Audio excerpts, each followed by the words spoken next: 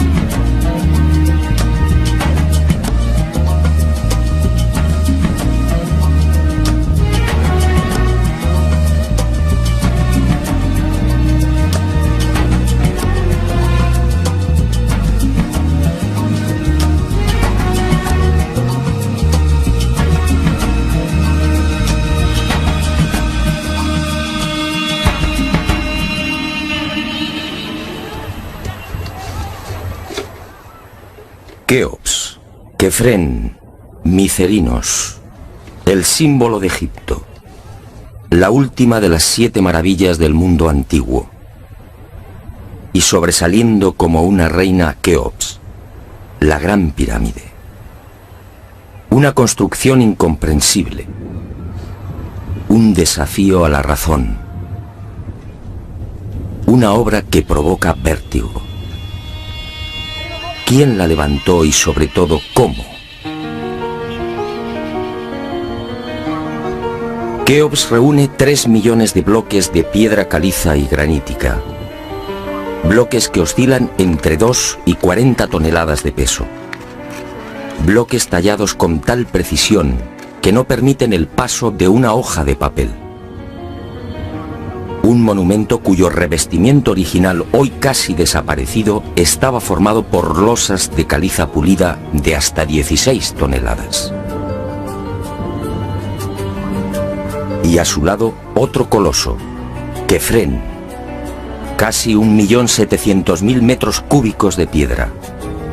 Bloques idénticos a los de Keops, con un revestimiento original de caliza pulida y granito rojo de Asuán. En su base cabrían 7 campos de fútbol. Por último, Micerinos, la más modesta pero igualmente soberbia y desconcertante. Su altura equivale a un edificio de 20 plantas. Hoy la tecnología tendría graves dificultades para alzar y depositar esos bloques de piedra.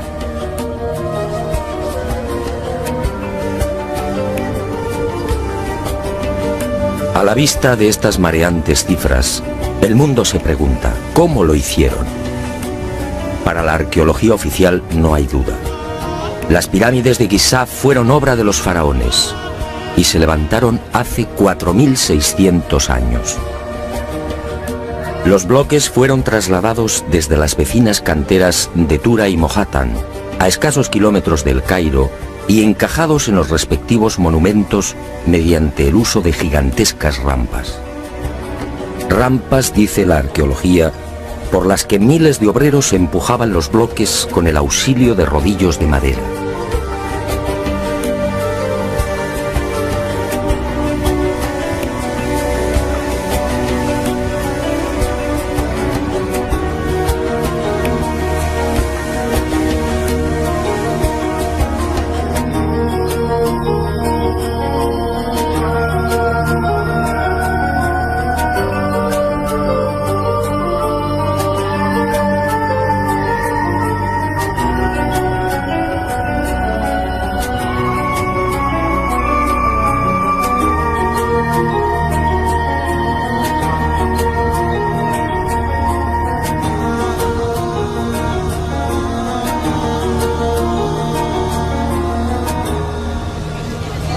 Pero la célebre teoría de las rampas, divulgada en el siglo XX por el arqueólogo alemán Ludwig Borchardt, no termina de convencer a cuantos hemos tenido el privilegio de pisar la meseta de Giza y contemplar estos 3 millones de bloques. Y son dos las razones que ponen en entredicho la versión oficial.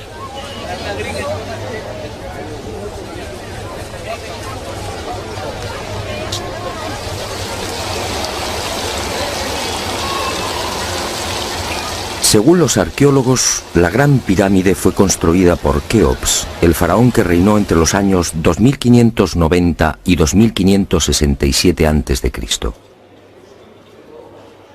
Basta un sencillo cálculo para comprobar que en esos 23 años de reinado, los trabajadores tuvieron que mover y elevar hasta las correspondientes hiladas un total de 357 bloques por día. 357 moles de piedra con pesos que oscilan entre 2.000 y 40.000 kilos. 357 gigantescos sillares en 12 horas. Es decir, un bloque cada 2 minutos. Por mucha mano de obra que pudiera reunir Keops, la empresa en cuestión resulta más que dudosa. Y no solo por el arduo problema de organización, sino sobre todo por las evidentes dificultades técnicas a la hora de izar y encajar estos monstruos de caliza, granito y mármol. Los arqueólogos más conservadores se defienden escudándose en lo escrito por Heródoto en el siglo V a.C. Según el padre de la historia, los bloques eran levantados de grada en grada con el concurso de una serie de máquinas formadas por maderos cortos. Esto, al parecer, fue lo que le contaron los sacerdotes durante su visita a Egipto. Pero la narración del escritor griego no constituye un punto de partida sólido y fiable. En el 450 a.C., cuando Heródoto recorre el Nilo, habían transcurrido 2000 años desde la supuesta construcción de la Gran Pirámide por Keops.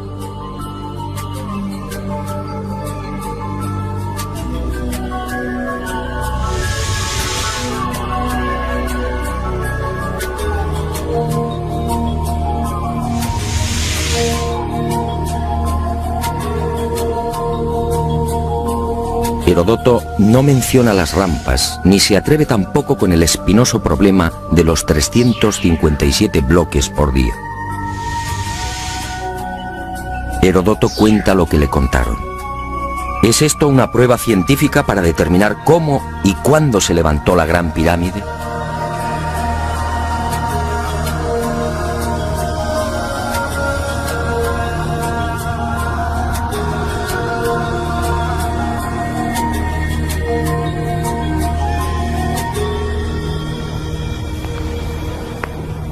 Pero existe una segunda razón de mayor calado que hace dudar de lo establecido por la arqueología.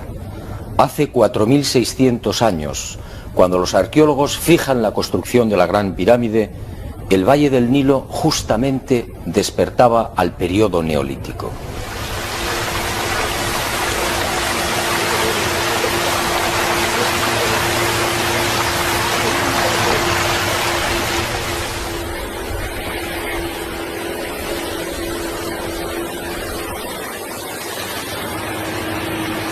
En otras palabras, tanto en el sur, en el Alto Egipto, como en las regiones del Fayum y del Delta Occidental, los habitantes malvivían en chozas de juncos y adobe. Se hallaban todavía en la edad de piedra, con un precario desarrollo agrícola y un incipiente pastoreo. Sus herramientas eran groseras, basadas principalmente en la industria lítica. Sería 3 siglos después, hacia el 2300 a.C., cuando estos pueblos entrarían en la Edad del Bronce. Y surge la primera gran contradicción. Si Egipto cambia la piedra por el bronce en el 2300 a.C. aproximadamente, ¿cómo pudieron levantar la Gran Pirámide 300 años antes? ¿Con qué herramientas? ¿Con qué clase de conocimientos? ¿Cómo explicar semejante salto cualitativo?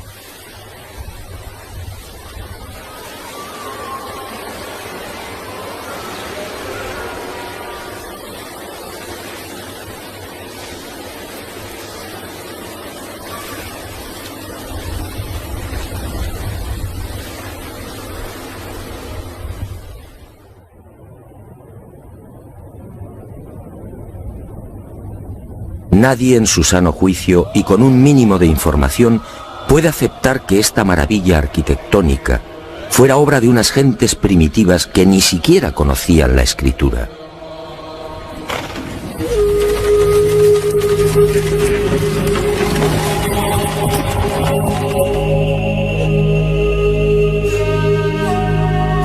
El testimonio de Heródoto, en efecto, deja mucho que desear.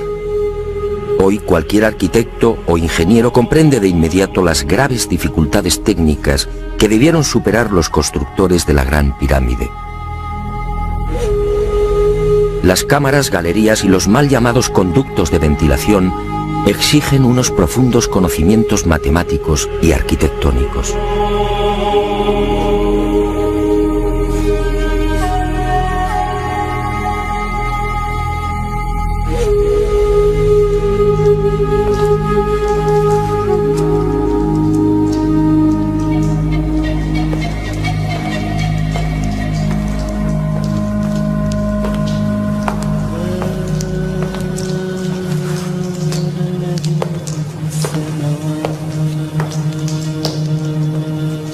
Basta echar un vistazo a las toscas herramientas con las que, según los arqueólogos, se construyeron las pirámides para comprender que algo falla en esta historia.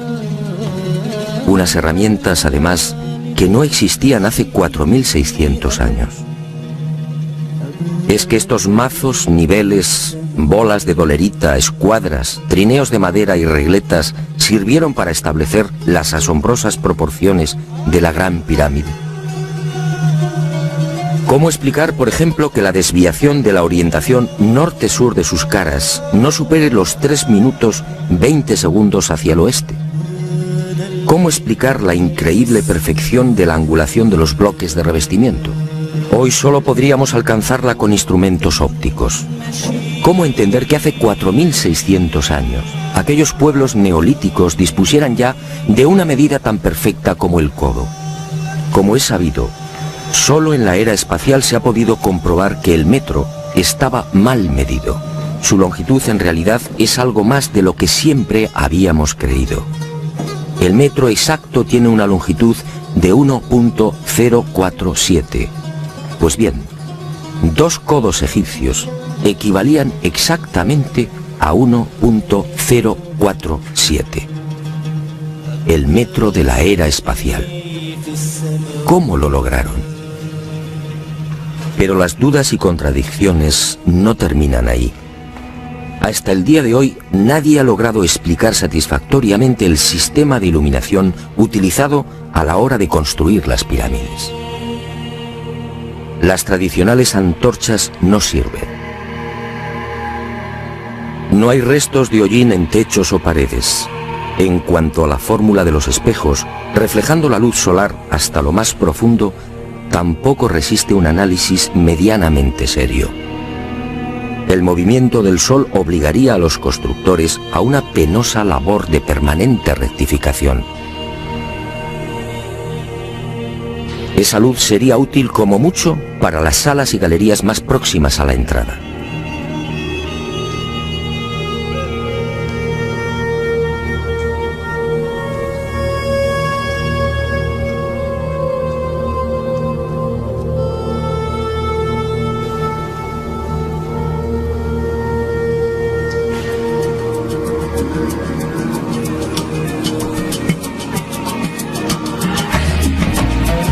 Las explicaciones de los arqueólogos tampoco convencen cuando alguien pregunta por el método utilizado para cortar los enormes bloques de granito.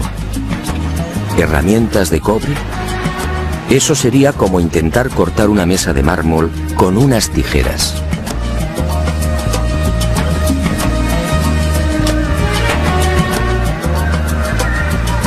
Y otro tanto sucede con el asombroso y enigmático pulido de los vasos de diorita y granito. ¿Qué clase de taladro utilizaban para que la cara interior ofrezca el mismo pulido que la exterior? ¿Cómo lo lograban si por las bocas de estos panzudos vasos no cabe siquiera la mano de un niño? Y otro detalle estremecedor. Al examinar el pulido de estos vasos y platos, los expertos han comprobado que a cada vuelta la presión ejercida era 500 veces mayor que la obtenida en la actualidad con los poderosos taladros de punta de diamante artificial. Y de nuevo la gran interrogante. Si muchos de estos vasos han sido fechados en el 2600 a.C., ¿quién los fabricó? ¿El hombre de la Edad de Piedra? Evidentemente no.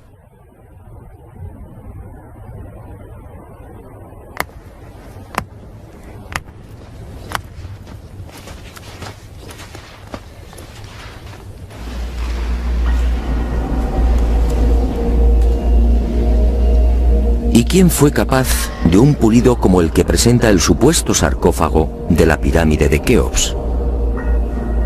El acabado en el bloque de granito resulta imposible para un hombre del Neolítico. Mientras las esquinas aparecen absolutamente cuadradas, el índice de imperfección de la superficie del sarcófago no llega a 2/10 de pulgada. Es decir, la 10ª parte del espesor de un cabello humano. Esa perfección en el trabajo sobre la negra y dura diorita alcanza su máxima expresión en la estatua del citado faraón Kefren, hallada en el Templo del Valle, junto a la pirámide que lleva su nombre. El pulido de la misma es tal que solo cabe el silencio. Nadie sabe, nadie entiende cómo se logró semejante belleza hace 4500 años. ¿Y cómo explicar la técnica empleada para la ejecución de estas perforaciones? Son perfectamente visibles en muchos lugares del Egipto faraónico. Aquí, en la entrada real de la pirámide de Keops, tenemos una muestra. Para la arqueología no hay misterio. Estos orificios, dicen, se conseguían mediante la introducción en la piedra de un cilindro hueco que al girar cortaba el granito.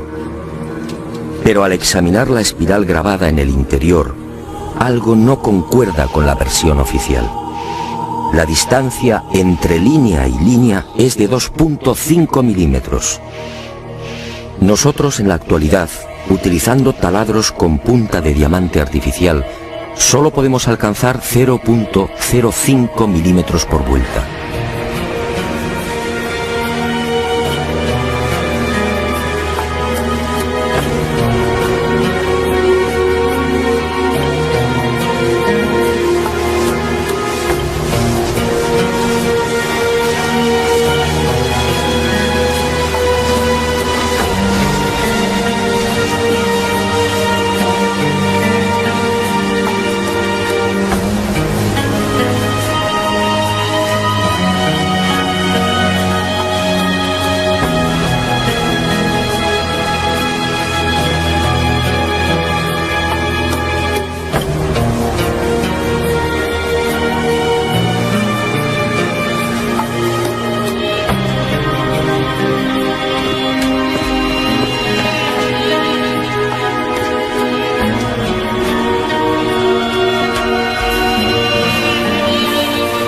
cómo desarrollaban aquellos primitivos egipcios semejante presión y fuerza con un simple cilindro hueco.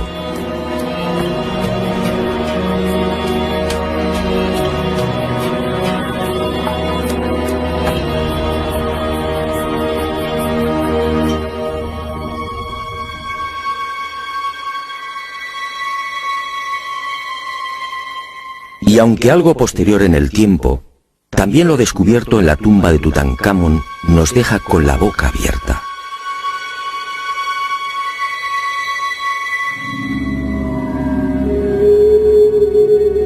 Cuchillos inoxidables, sandalias y manoplas de oro, una cama ergonómica, una cama con la parte de los pies más elevada, favoreciendo así la circulación sanguínea. ¿Cómo es posible hace 3.333 años? ¿De quién lo aprendieron?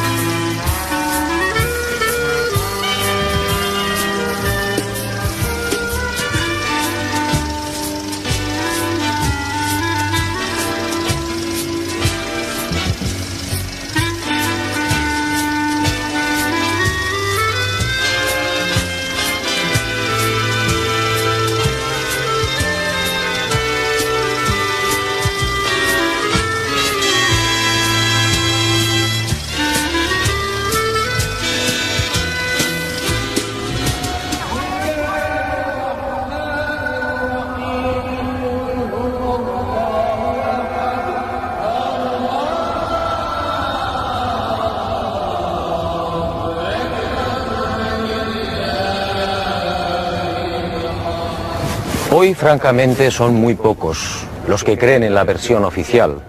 Hace 4.600 años, los pueblos que habitaban esta región no estaban en condiciones de imaginar siquiera este portento arquitectónico.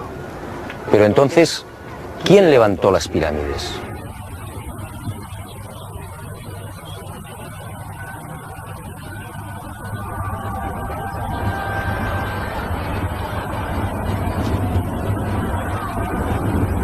Una primera pista aparece en esta estela de piedra.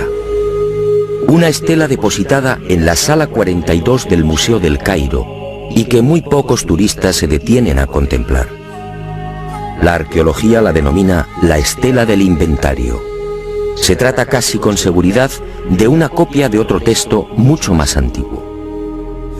En ella se lee un párrafo demoledor que deja sin argumentos a los arqueólogos.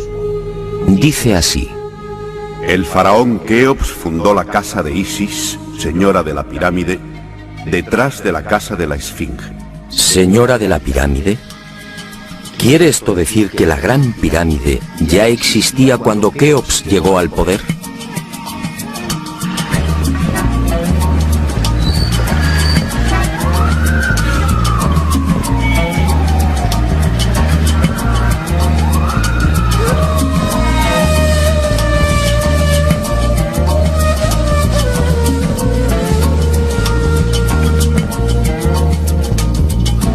La segunda pista, mucho más espectacular, se encuentra a casi 3.000 kilómetros del Cairo. Y hacia allí nos dirigimos.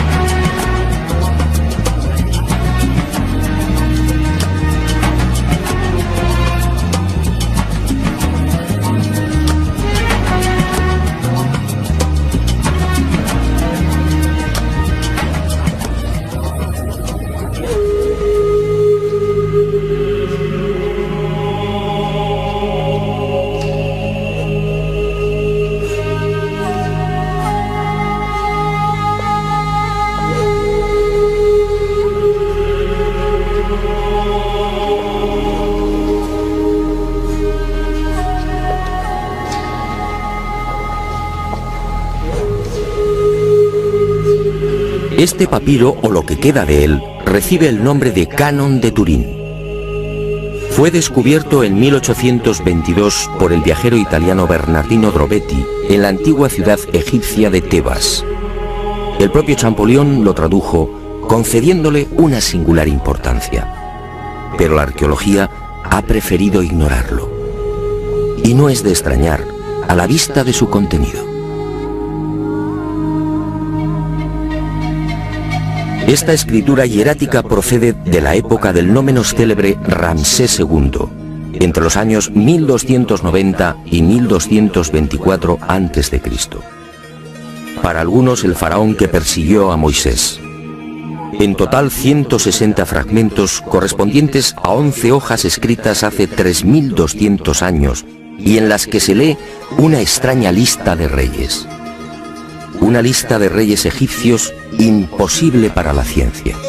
Imposible, sí, porque de aceptar lo manifestado en este documento arqueológico, la cronología faraónica se vendría abajo. ¿Y qué dice este papiro de 1,70 metros de longitud? Sencillamente que en un lejano pasado, Egipto fue gobernado por unos seres mitad hombres, mitad dioses, que recibían el nombre de Sensuhor, los compañeros de Horus.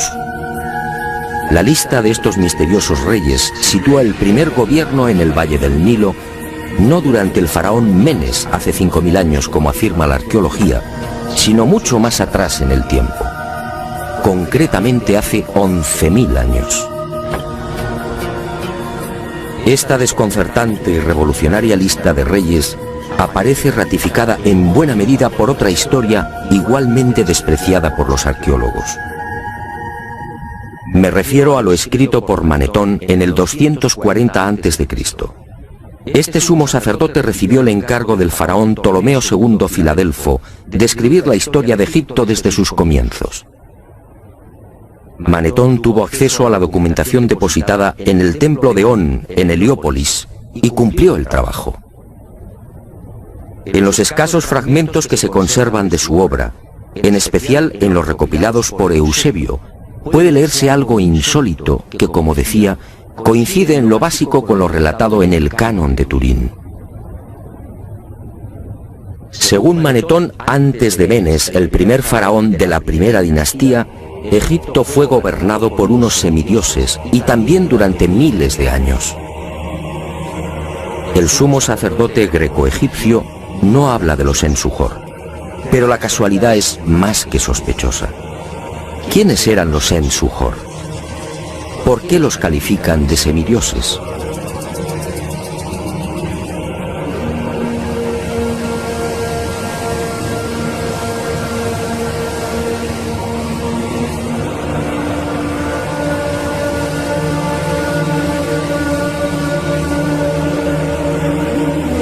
Para los arqueólogos más conservadores, los Sensuhor y la información suministrada por Manetón son pura fantasía.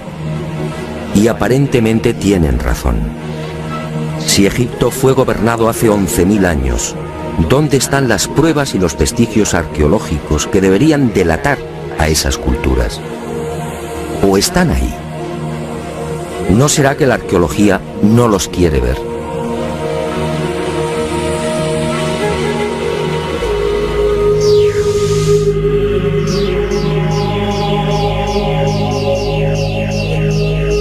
El presente descubrimiento se debe al investigador español Manuel Delgado. Él fue el primero en percatarse de lo que guarda el nuevo Museo Nubio. Todo un hallazgo que ofrecemos en primicia y que una vez más nos hace dudar de la cronología oficial. Este huevo de avestruz fue descubierto en la tumba 96 del cementerio 102 en Nubia por el arqueólogo inglés Cecil Malaby Firth. El hallazgo tuvo lugar en 1907, pero dada su naturaleza, fue silenciado. Alguien dibujó sobre él y lo depositó junto al cadáver. Evidentemente se trataba de un objeto muy querido por el difunto. En una de las superficies pueden apreciarse los dibujos de un avestruz y algunas plantas. En la opuesta, ¡oh sorpresa!, otra escena imposible: el curso del río Nilo y las siluetas de unas construcciones muy familiares. Las 3 pirámides de la meseta de Giza. El hallazgo de este huevo de avestruz no tendría mayor importancia, de no ser por un pequeño gran detalle. Según los investigadores, los restos humanos de la citada tumba 96 se remontan a la cultura Nagada I, es decir, alrededor de 7000 años. 7000 años. Algo en efecto no cuadra. Si la arqueología afirma que las pirámides de Giza fueron levantadas hace 4600 años, ¿cómo es que aparecen dibujadas en una sepultura de hace 7000? Pero las pruebas que apuntan a un pasado mucho más remoto de lo que pretende la egiptología no terminan ahí. En 1991 volvió a encenderse la polémica. Esta vez el protagonista fue Abu el-Hol, el padre del terror, nombre dado por los naturales de la región a la mítica esfinge.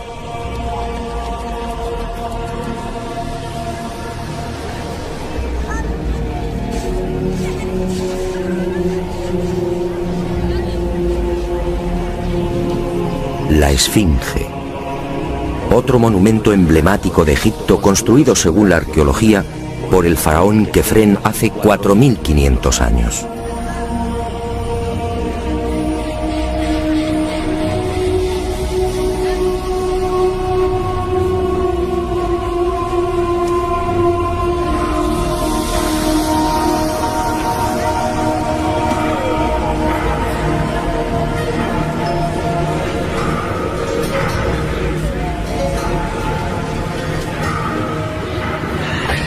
Lo que hoy podemos contemplar tiene escasa relación con la estampa original.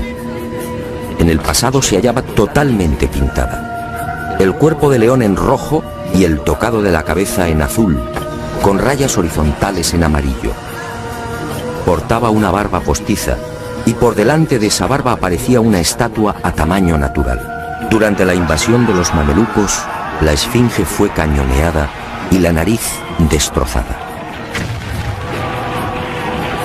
4500 años. ¿Por qué la arqueología sitúa la construcción de la esfinge en esa época? En primer lugar, por el parecido del rostro con algunas de las estatuas de Kefren. Y además por el hecho de hallarse muy próxima al templo funerario de dicho faraón. Aunque parezca increíble, eso es todo.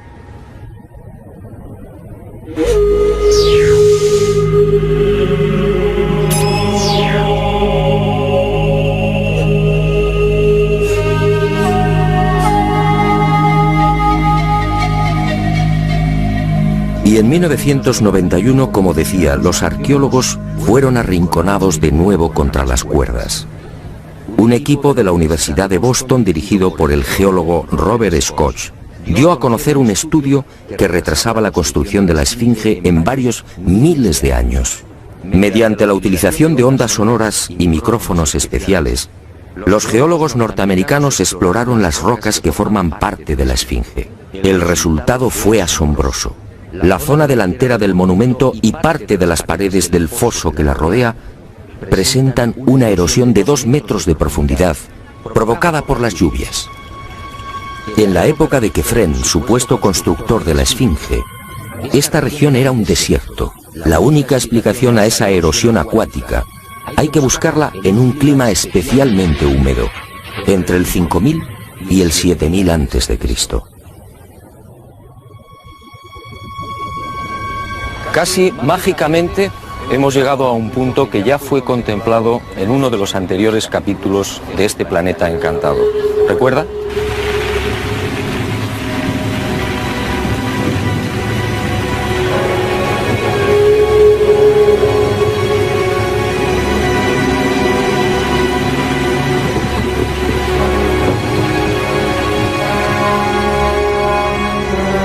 Al hablar del Gran Jardín, pudimos comprobar cómo todo el norte de África, hace unos 12.000 años aproximadamente, se vio sometido a un dramático cambio climático. En otras palabras, la Universidad de Boston acertó.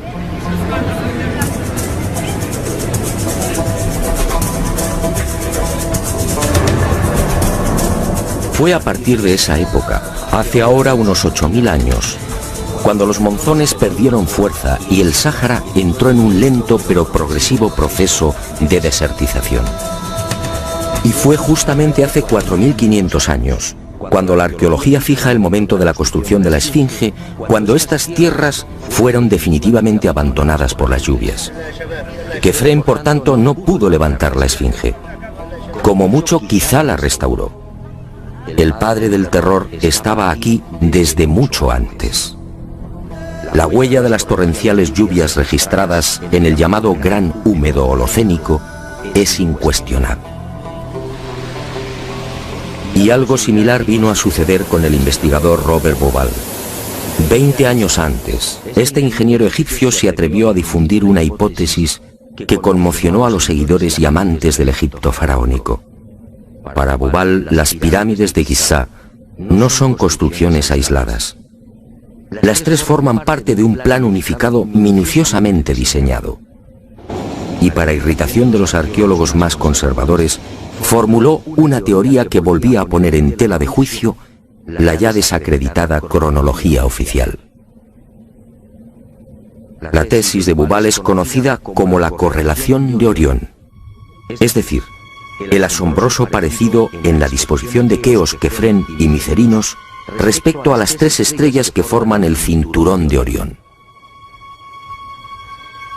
Basta trazar una línea entre las tres pirámides y otra entre las estrellas del cinturón para observar que sendas ubicaciones son casi idénticas.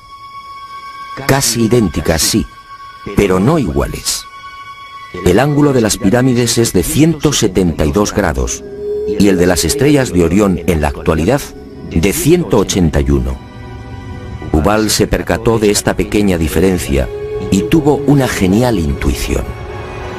Con la ayuda de las computadoras retrocedió en la historia y descubrió que la alineación de las estrellas del cinturón de Orión coincidía con la de las pirámides hace 12.500 años. No son demasiadas coincidencias. Por un lado, la geología demuestra que la Esfinge tuvo que ser construida en pleno Gran Húmedo, es decir, hace más de 9.000 años. Por otro, el papiro de Turín y Manetón aseguran que unos semidioses gobernaron el valle del Nilo hace 11.000 o 12.000 años. Quizá más. También el huevo de avestruz hallado en la tumba 96 en Nubia nos dice que las pirámides existían ya hace 7.000 años. Y la tesis de Bauval pone punto final, insistiendo de nuevo en esa misteriosa fecha. 12.500 años.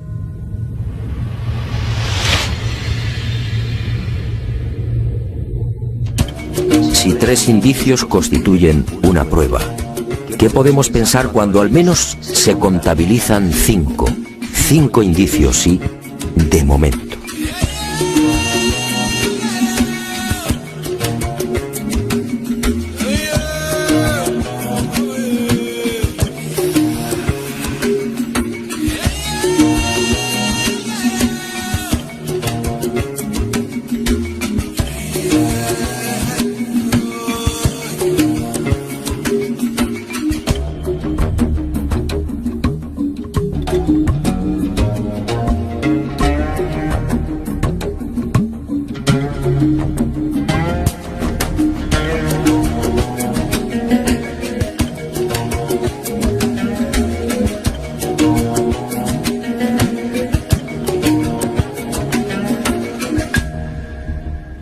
No, las pruebas que contradicen la versión de la arqueología oficial no han concluido.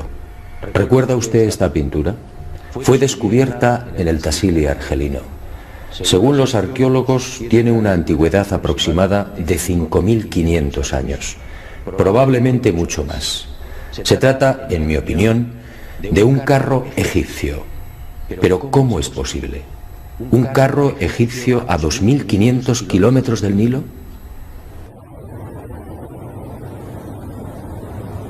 ¿Un carro egipcio antes de que existiera Egipto?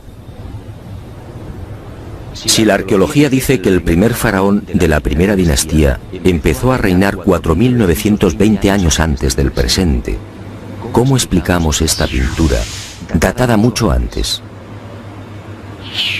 No fue la única. En mis investigaciones por el Sáhara pude descubrir cientos de ellas. En 1982, una síntesis de los trabajos de Henry Lott sacaba a la luz un total de 600 carros pintados o grabados. A estos hay que sumar otros 400, distribuidos por Mauritania, Marruecos, Argelia, Libia, Mali y Níger. Más de 1000 carros pintados o grabados a 2000, 3000 y 5000 kilómetros del Nilo. ¡Qué extraño! Carros y conductores típicamente egipcios. Perfiles, tocados y vestiduras son elocuentes. Carros y personajes egipcios en el corazón del Sáhara. Cuando interrogué a los arqueólogos, la mayoría se encogió de hombros. A decir verdad, estas pinturas no son cómodas. Algunas han sido fechadas en una época en la que, según la arqueología, carros y caballos no habían hecho acto de presencia en Egipto. Otras, como las del Tassili o el Fesán libio, son mucho más escandalosas. Los análisis de las sustancias orgánicas contenidas en los pigmentos han sido desconcertantes. 6000, 8000 y hasta 9000 años de antigüedad. ¿Carros y conductores egipcios hace 9000 años? Y casi sin querer, a la vista de estos documentos pictóricos, la memoria vuelve a poner en pie los hallazgos de la Universidad de Boston, el papiro de Turín, la historia narrada por Manetón, las pirámides pintadas en el huevo de avestruz o el descubrimiento de Bubal. Naturalmente, para la arqueología, estas pinturas y grabados no tienen sentido. El caballo y los carros, dicen, entraron en Egipto hacia el 1700 a.C. Y lo hicieron con la invasión de los Hicsos, un pueblo procedente de la Alta Siria que gobernó la mitad oriental del delta. Nuevo y grave error de la arqueología.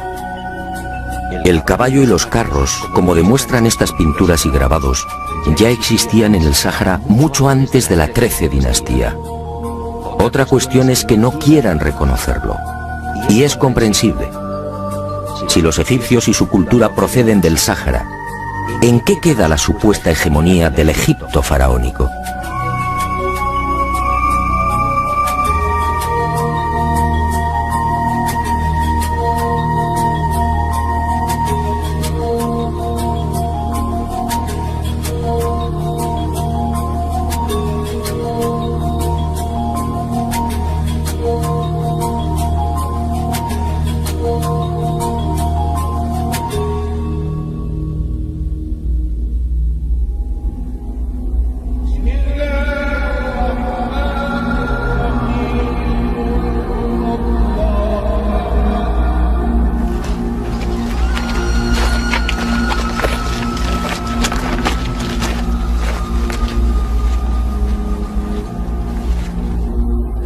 Pero las imposibles pinturas egipcias en el Sáhara, a 2500 kilómetros del Nilo, no se limitan a carros al galope. Otras, para desconcierto e irritación de la arqueología, presentan escenas muy diferentes. Ofrendas. Personajes adornados con el ubeus, la serpiente sagrada sobre las cabezas. Barcas igualmente egipcias. Vestimentas similares a las que lucen faraones y sacerdotes. Individuos de perfil al más puro estilo egipcio. Pinturas todas ellas muy anteriores al Egipto faraónico.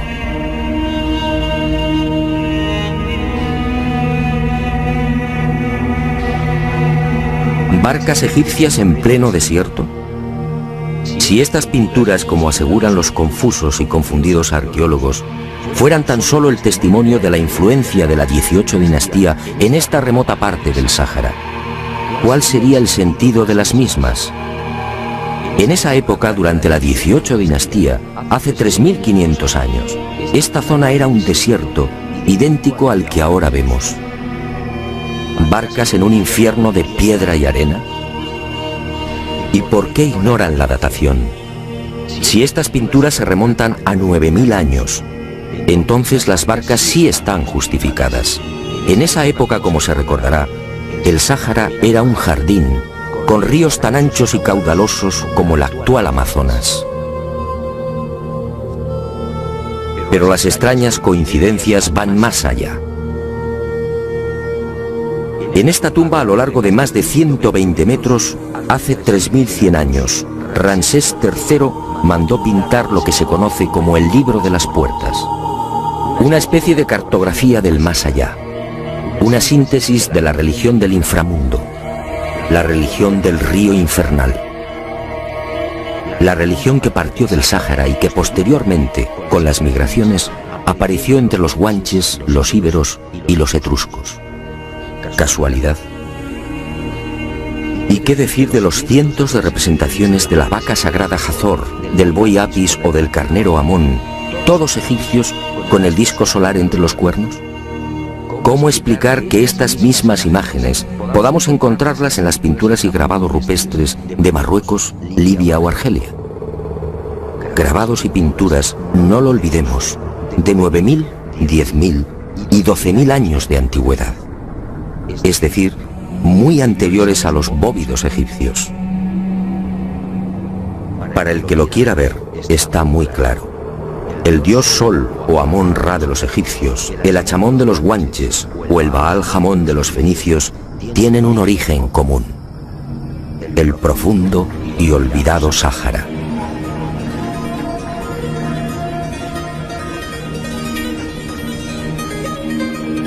Puede que Herodoto y Diodoro de Sicilia tuvieran razón.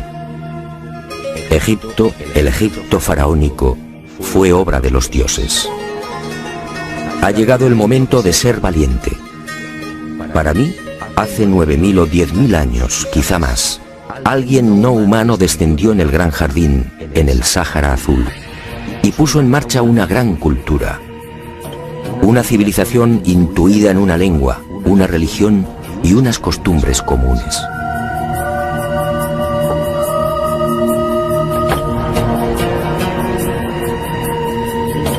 Esos seres, esos dioses de cabezas redondas pintados en Tassili, podían proceder de Orión.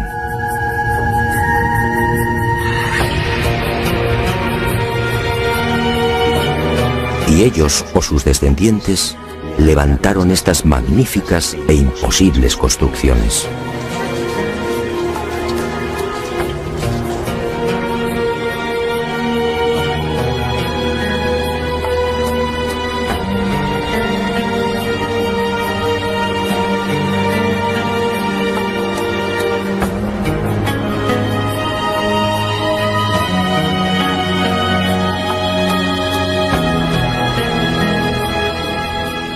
¿Cree usted que se trata de un sueño? Schopenhauer decía que toda verdad, al nacer, es ridiculizada y perseguida. Demos tiempo al tiempo. Algún día el hombre se verá obligado a escribir de nuevo la historia.